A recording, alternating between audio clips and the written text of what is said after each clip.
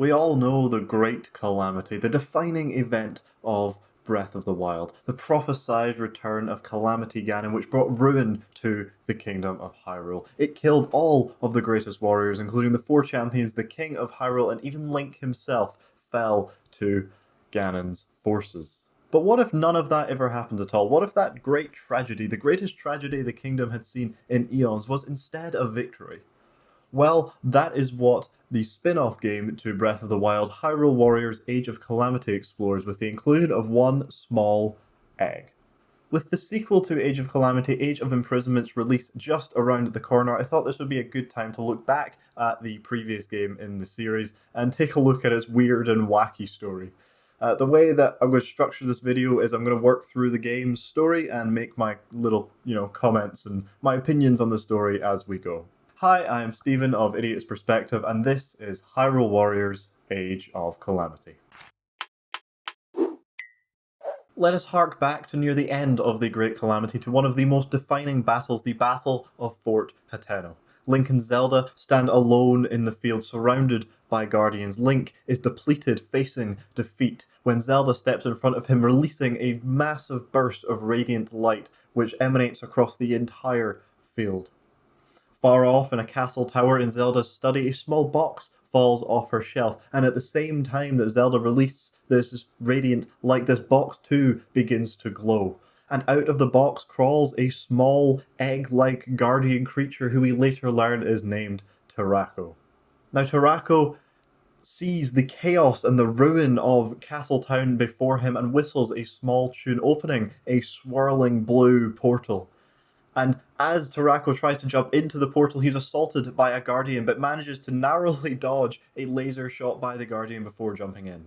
However, before the portal can close, malice emanating from this guardian follows Tarako closely, and then the portal closes and we fade to black. This is an absolutely crazy opening to the game, and it makes a lot of sense to someone who's played Breath of the Wild and who cares about the story of Breath of the Wild, like myself and like a lot of Zelda fans out there. But this is a very confusing opening for someone who has not played that game and does not understand the context of this battle. I mean, we know that this is the moment where Link falls, where Zelda unlocks her sealing power, the true key to sealing Ganon away. But to the unlearned eye, that means nothing. This is just a whole series of events that happen, and there's a small robot that creates a portal. And it just disappears. Like, this means absolutely nothing to the average person, and I think a bit more of an explanation here would have been nice. But whatever, anyway. Let's get into the actual story now. Now we open on a more pleasant scene in a time close to, but still before, the Great Calamity. The kingdom is in a state of preparation for the return of Ganon, uncovering all of the ancient Sheikah tech and trying to utilize it for their own gain against Calamity Ganon, as their ancestors did 10,000 years ago.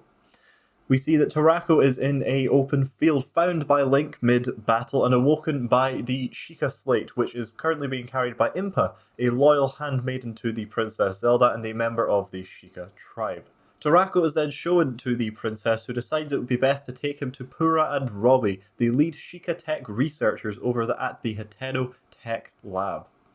On the way to the tech lab, however, the party are assaulted by a malice-infested guardian. Now, it's important here to note that these characters have not seen a malice-infested guardian before. We as players have seen this plenty of times in Breath of the Wild, we're used to it, but Ganon has not returned. He has not infested any Sheikah tech with his malice yet, so how has this happened? Well, we will get back to this in a second. However, the party managed to escape the Guardian with help from Tarako, who actually takes over another Guardian and shoots down the first one. But after this, we are shown the cause of the infested Guardian, a second egg, this time a little bit more evil with a weird purple colour and a bright red eye. This egg here is called the Harbinger. The Harbinger is a very interesting character, but before we get into the Harbinger, we first have to ask, how on earth could he exist? How are there two egg boys in the same timeline? Well, I kind of gave it away there by saying timeline, but it's time travel, baby. It is the explanation for everything that is weird in the Zelda universe. So I've got some explaining to do here. So, when Tarako went through that blue swirling portal, he actually went back in time, creating a split in the Breath of the Wild timeline before the Great Calamity happens. And what he does is he splits the timeline in such a way that we then have the normal Breath of the Wild timeline where everything's horrible, everything's terrible, and then we've got a new Age of Calamity timeline where everything is wonderful and perfect and good. And so, what happens here is that when he goes back in time, he removes the Egg Boy from the Breath of the Wild timeline and takes it into the new Age of Calamity timeline. However, there's already an Egg Boy existing within the Age of Calamity timeline. Now, recall the malice that followed Tarako into the blue portal before it closed. This malice is a part of Calamity Ganon himself. It came from a Guardian, which was under the control of Calamity Ganon, and so had a bit of Calamity Ganon's essence and mind within it. And so, Calamity Ganon, knowing of Tarako's existence because of that interaction where Tarako opened the portal, finds Tarako within the Age of Calamity timeline, who has not woken yet, and infests him with the malice, making him a vessel of Calamity Ganon. And this is the Harbinger. And it explains why we can have both Tarako and the Harbinger in the same timeline. It is because of Tarako's time travel shenanigans. Now, we will come back to the Harbinger later, but all we need to know for now is that he is the reason that the infested Guardian attacked the party. He's what infested the Guardian in the first place. Now, at the Hateno Tech Lab, the team there extract pictures from Tarako and find pictures from after the calamity has already happened. Now, this causes the party to come to the correct conclusion that Tarako is indeed from the future. Now, I just want to say here, the party seem very unfazed by this. I mean, they understand that, oh, this is from the future, these are pictures, it shows how horrible everything's going to go, we are so underprepared, which is a good takeaway. But they just don't seem to care that he's from the future. Like, that doesn't seem to faze them. I would be freaking out if I were them, but that's really not the point. Zelda's takeaway is that they are underprepared, and so she sets out to find pilots for the 4 divine beasts that they have uncovered recently. She picks Mifa, the champion of the Zora, to pilot Divine Beast Va Ruta. She picks Revali, the champion of the Rito, to pilot Divine Beast Va Meadow. She picks Daruk, the champion of the Gorons, to pilot Divine Beast Va Redania, and picks Urbosa, the champion of the Gerudo, to pilot Divine Beast Va Noborus. I'm so glad I have that written down, because there's no way I was going to do that, just off rip. It is worth noting here too that Link has also been appointed to Zelda as her personal knight due to his bravery in the battle where he found Tarako. He did really well, so the king went, "You're a personal knight now, you're fantastic." Anyway, in the process where Urbosa is being selected as the champion, the Gerudo are actually in the process of chasing away the Yiga away from Gerudo City. Now, the Yiga clan is basically the evil version of the Sheikah clan, who decided a long time ago to worship Ganon and that Ganon was really cool. But we are introduced here to the leader of the Yiga clan, Master Koga, and his right-hand man, Suga. Now, they are defeated by Link and Urbosa and Zelda and are chased away, and they run away to their hideout in the corner of the desert. And this leads us very nicely back to the Harbinger. Now, the Harbinger, as we said before, is a part of Calamity Ganon himself, and this is very important here. He managed to find his way to the hideout and to a guy called Astor. The Harbinger has attached himself to Astor the same way as Tarako has kind of attached himself to Zelda. And since the Harbinger is Calamity Ganon, the very deity being that the Yiga worship, the Yiga are actually taking their commands from Astor because Astor is a direct line of contact to Calamity Ganon himself. Now, who is Astor? Astor is a very mysterious humanoid figure. We know very little about him other than the fact that he has dark magic and he is devoted to Calamity Ganon. There is a potential secondary motive for Astor following Ganon's directive here, as during a bit of expository dialogue a bit later on in the story, we see that Astor says, talking about the Harbinger, he says, "With it I will bring this world to its knees."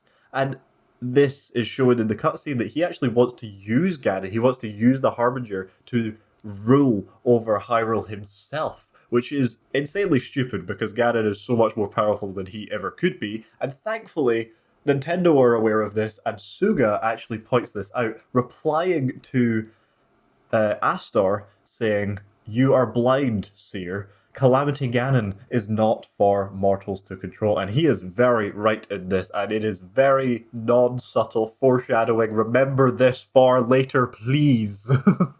Now back to our heroes. The champions Link and Zelda have been tasked with retrieving the sword that seals the darkness, also known as the Master Sword, from Great Hyrule Forest, as well as driving out all of the monsters there. After navigating the mysteries of the forest with the help from Hestu, one of the forest children, Zelda and Link find themselves alone in the forest center, facing for the first time Astor. No words are exchanged between them before Astor creates 4 hollows, malice versions of the 4 champions, to defeat Link and kill Zelda, and they nearly succeed in this, casting Link aside and breaking his sword in the process. But as they're about to advance in on Zelda, Link reaches out and a bright blue light appears from behind him, defeating the 4 hollows. This blue light is coming from the Master Sword itself, calling out to Link. And so Link steps up to the pedestal and pulls the sword from the ground, claiming his title as the hero of the wild. Astor then flees, and Link and Zelda speak to the great Deku Tree, a wise old spirit with more knowledge than any being in the Zelda universe. The Great Deku Tree confirms that Link is indeed the hero destined to wield the sword that seals the darkness, as well as telling Zelda, reassuring her that her powers will awaken in due time. Now, saying that makes me realize that we haven't really spoken about Zelda's power yet, so I think that is worth going over now. In the prophecy telling of Calamity Ganon's return, it is said that he would be sealed by the 4 champions along with their divine beasts, the hero with the sword that seals the darkness, and a princess with a sacred sealing power. Now currently we have every piece of the puzzle apart from Zelda's sacred sealing power, and we know that she is the princess, and she knows this too, and has known this for the longest time, and has been training to unlock this for the longest time, but has consistently failed. The entire fate of the kingdom rests on her shoulders and on her unlocking this power. I cannot imagine the pressure that she is under, and it isn't helped by her father being really hard on her doing this training and not allowing her to do anything else, not even research Sheikah tech, which she so desperately loves. Her father is so hard on her, in fact, that he actually confiscates a piece of Sheikah technology from her in a cutscene throughout the game. This is an unbelievable amount of pressure to be put on her, and there's really no way for her to relieve it other than to just power on. So this is kind of the state that Zelda's in at this point in the story, and why the Great Deku Tree's words are so encouraging to her at this time. We've now got essentially a lot of small potatoes, a calm before the storm, if you will. We find out that Tarako was Zelda's as a child, which explains his location in her study at the start of the game. The Sheikah tech team also found a way to activate the Sheikah towers across Hyrule, giving them access to the map on the Sheikah slate, and using this they managed to find the Yiga hideout. This creates a crucial point in the story where our heroes assault the Yiga hideout and drive out the Yiga from their own base. This also shows the first bit of tension between Astor, Koga, and Suga. We see that Koga and Suga are annoyed at Astor because he was nowhere to be seen when the Yiga hideout was attacked. But Astor responds by saying that he wasn't there because it all happens for a reason, and actually the defeat of the Yiga in this location was meant to be, and it was all predetermined. This is our first insight into kind of how Astor's mind works. We see that he thinks that everything is set out already, and he's just kind of playing along with a predetermined destiny. And this will come back to later to bite him in the butt, basically, because he realizes that not everything is exactly as it seems, and that he's actually been manipulated the entire time. But we will get there. We will get there. After all of these kind of small, insignificant things, however, Zelda's 17th birthday comes along. And on this day, Calamity Ganon strikes. Now, as the Great Calamity strikes, it parallels Breath of the Wild quite a bit at the beginning. The skies turn red, monsters spotted hordes, Ganon takes over all of the Guardians and the Divine Beasts, and sends the various blights into the Divine Beasts, causing the champions to have to start their fight against them. Zelda and Link then begin their escape from Hyrule Castle, but this time they are joined by Tarako, who narrowly escaped a Yiga ambush and is carrying the Sheikah slate with him. As they make their way out of the castle, however, they are waylaid by a group of guardians, and death seems almost certain for them until King Rome Bosphoramus Hyrule, Zelda's father, steps in to sacrifice himself in place of them, because he knows that their survival is much more vital than his. Zelda now stands at the front of Hyrule Castle, and as she is at her lowest point, the entire kingdom is about to crumble, all because she failed to open her secret power. Her father has just died in front of her. Her friends are going to die. Everything that she has worked for, everything that she loves, is about to fall. And so she breaks down into tears. And one of her tears just happens to fall onto Tarako's eye. And for some reason, this causes a massive freaking laser to go shooting up into the sky. Why? Why does this happen? Well, let's first look at what on earth does this laser even do? So what does this laser do? Well, what it does is it goes back to the Breath of the Wild timeline, into the future, finds the descendants of the current champions, Sidon, the descendant of Mipha, Tema, the descendant of Revali, Yunobo, the descendant of Daruk, and Riju, the descendant of Urbosa. It finds them, brings them back into the past to aid the current champions in their fight against the Blights in the Divine Beasts. Okay, so why does it do this? Well, we know already that Tarako has some sort of temporal time power from the beginning of the game.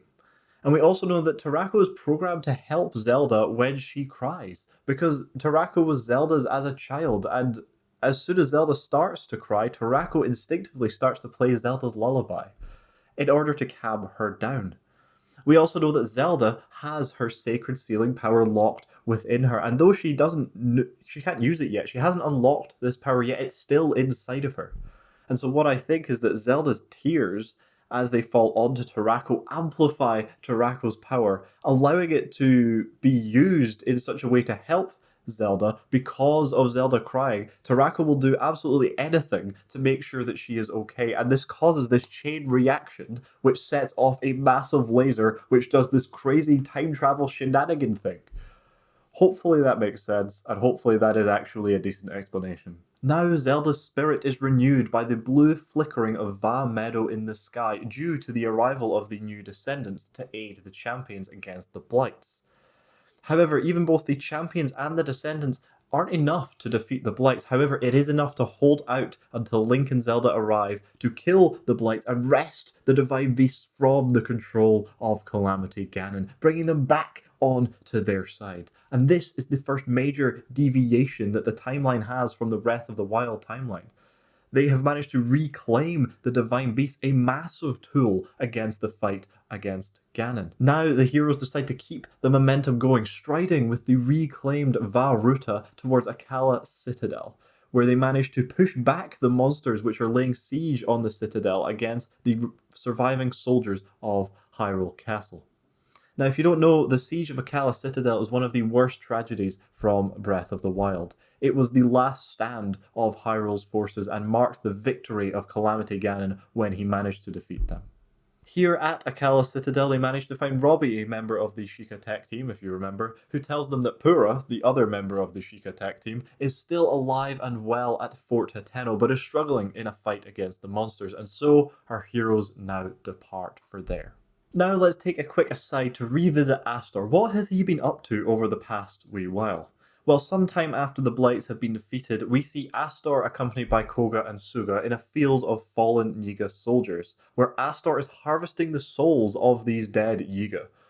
Now, Koga and Suga are unsurprisingly mortified at this, and after threat from Astor, they begin a fight against him, refusing to be sacrifices themselves. Here, sadly, this is the last we hear of Suga. Koga thankfully manages to escape, but Suga falls in his fight against Astor and is no longer written in the history of Hyrule. Astor's actions here, though, explain what we are about to see at Fort Hateno, as Link, Zelda, and Impa arrive face to face with Astor again. And Astor here uses the harvested souls of the Yiga to recreate all four of the Blights at the same time and sends them to kill Zelda. Link, however, stands bravely before her and tries to fight all four Blights on his own. However, as Link is closed in on and is sure to face defeat, Zelda runs forward, desperate to save him, and as she does, she reaches out her hand, from which a bright golden light emanates. Yes, the same golden light from Fort Hateno, from the Breath of the Wild timeline. This is the moment that she unlocks her sacred power. Using both her power and the sword that seals the darkness, they defeat the Blight and Astor, winning the battle in which Link fell in the Breath of the Wild timeline. But why here? Why in the exact same location and exact same time in the timeline did Zelda unlock her power? Now, there's one common link. I'm so sorry. There's one common link between both of these scenarios, and it is that Link is about to be killed in both of them.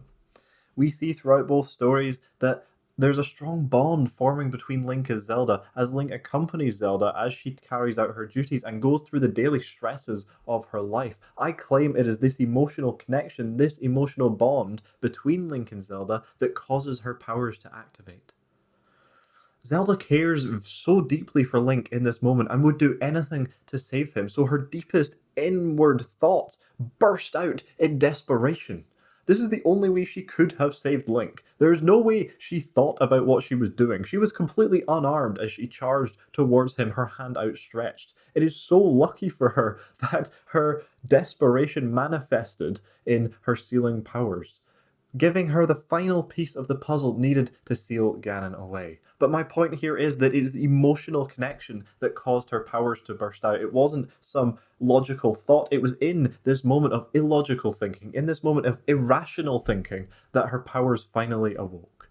Zelda now finally takes charge of her people, fulfilling her role as the leader of Hyrule.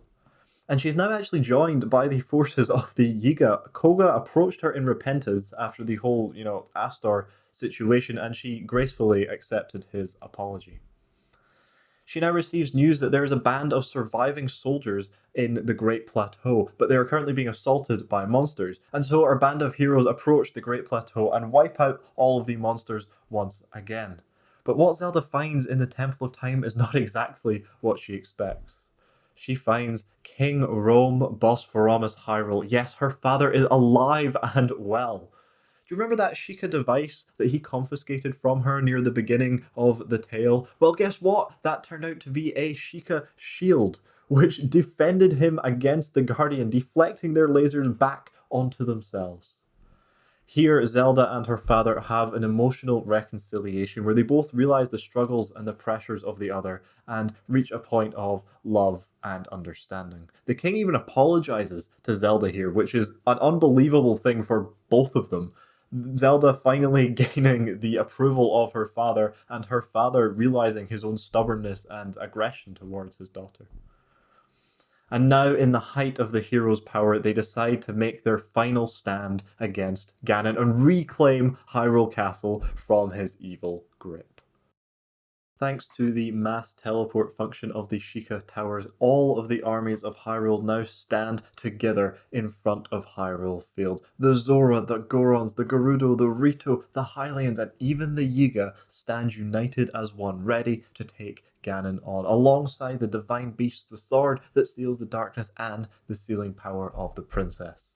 Ganon won't go down without a fight, though, because it is at this point that the blood moon rises and Ganon waxes in his power. The battle has truly begun.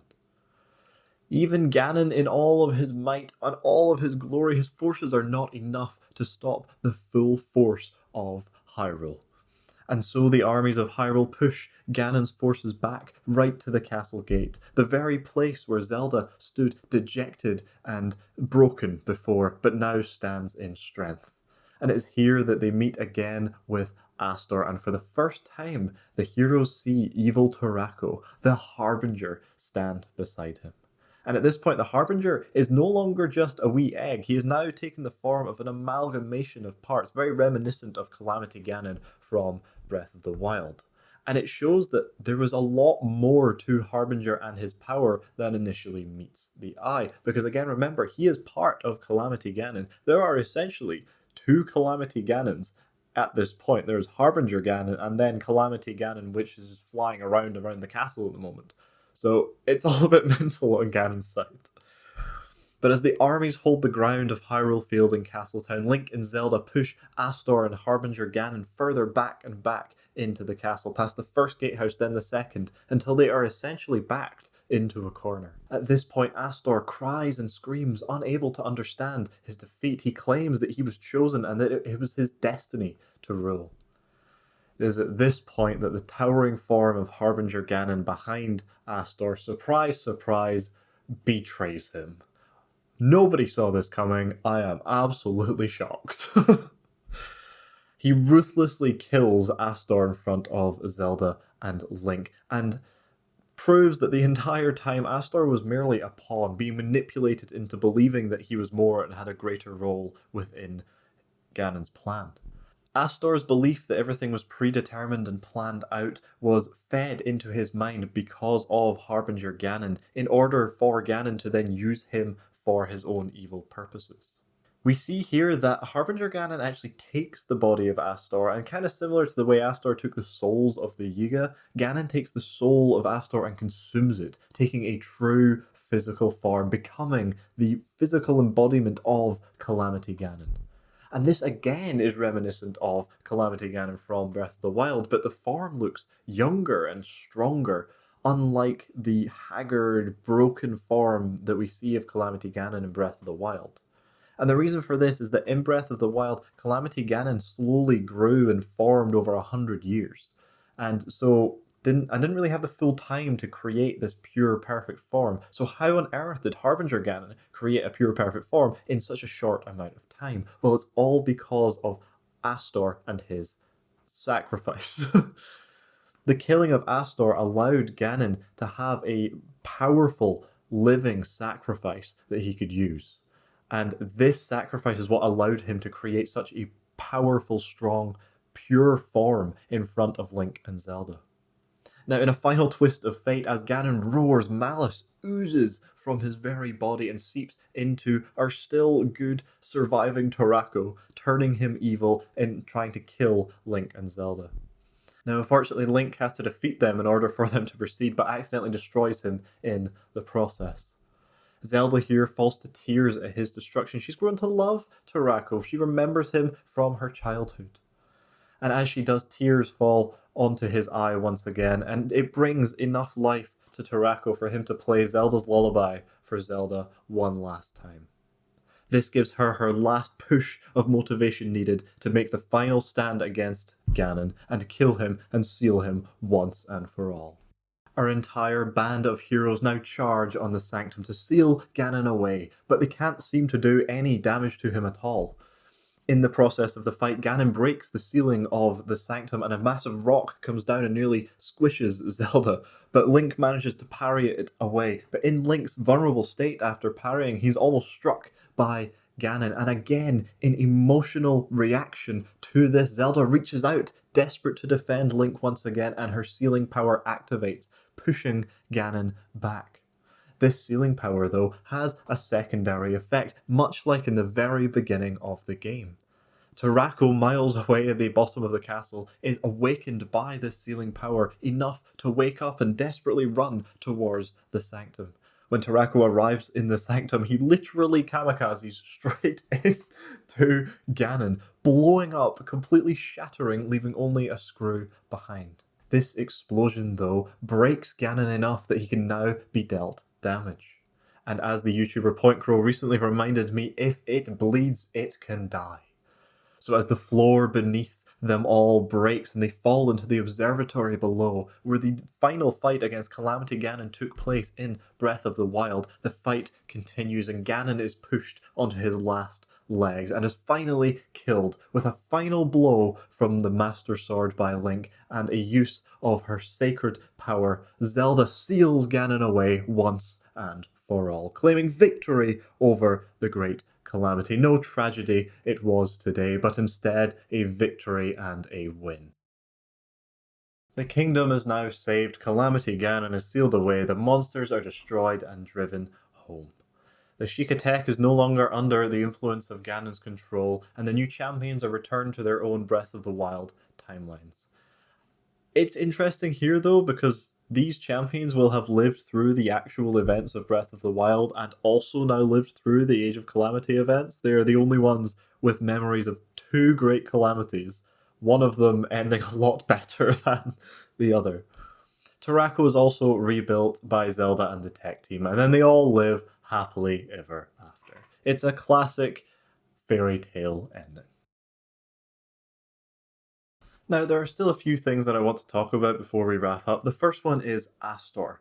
Now, if Astor exists in Age of Calamity, then he must also have existed in the Breath of the Wild timeline, but his role must have been minor enough that he didn't really have an effect. And this makes a lot of sense because he didn't have access to Harbinger or the powers of Ganon to amplify the dark magic that he already had.